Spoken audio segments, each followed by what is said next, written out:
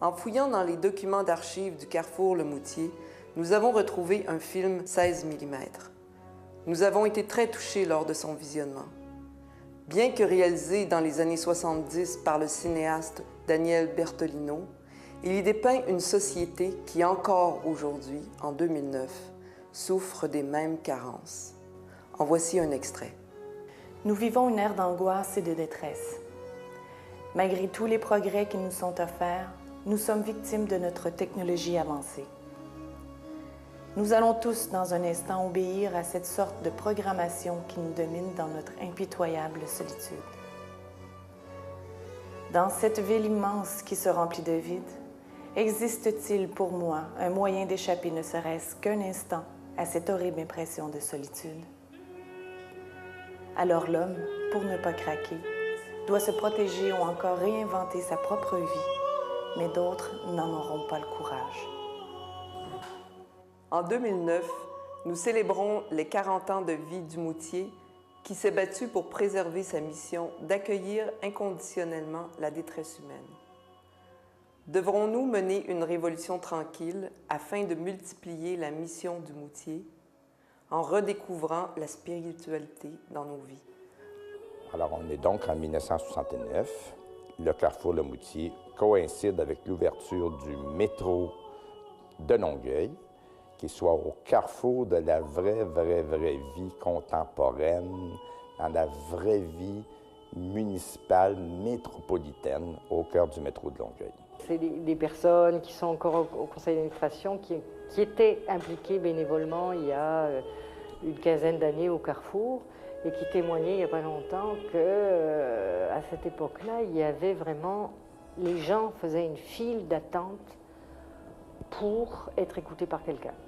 Alors, il y avait des petits cubicules et il y avait peut-être 3-4 personnes bénévoles qui faisaient de l'écoute en même temps et des gens qui attendaient encore à la porte. Nous avons toujours voulu respecter notre mission, puis nous avons été aussi têtus. Nous sommes un centre de première ligne d'écoute, d'accueil inconditionnel, sans demander jamais le nom des gens, sans leur demander leur adresse et leur numéro de téléphone. L'origine même de l'organisme, c'est un point de rencontre pour les gens. Et peu importe le service que les gens viennent chercher ou l'information que les gens viennent chercher, c'est une rencontre avec un autre être humain qui permet à la personne qui vient de sentir qu'elle fait partie d'une société, de sentir en même temps qu'on lui prête une attention, qu'elle a une dignité, une importance, peu importe sa situation actuelle. Viens ici qui a besoin d'un service de base, un service pour s'en sortir.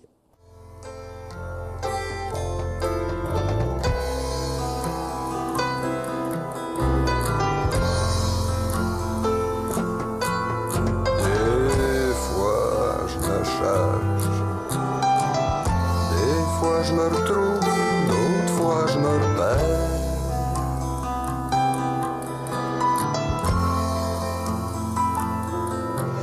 Quand je suis tout croche, cherche un moyen de passer à travers et d'y voir clair.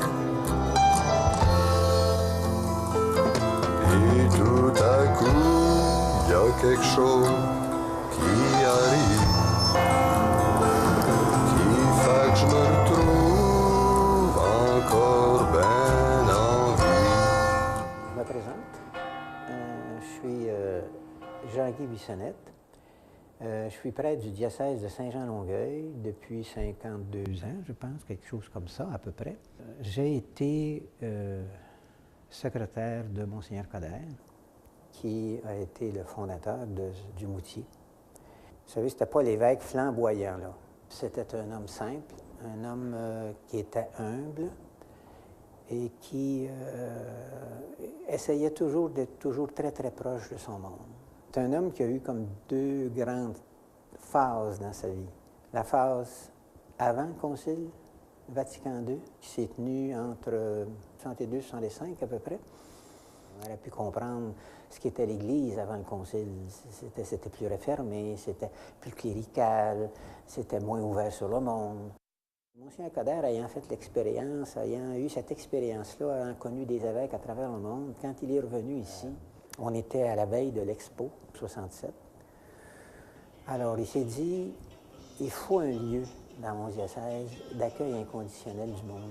Il y a 40 ans, c'est sûr que moi, je pense que ça... Vous savez, la foi, c'est pas rien que dans les nuages, dans le fond. La foi, il faut que ça s'incarne très concrètement dans les réalités qu'on vit. Et je pense que le Moutier, c'était une façon pour l'évêque du temps d'incarner justement cette idée d'être au service du monde. Monseigneur Coder, qui était un évêque qui était très respectueux de sa population, mais aussi très inquiet quant aux grands changements que la société québécoise connaissait.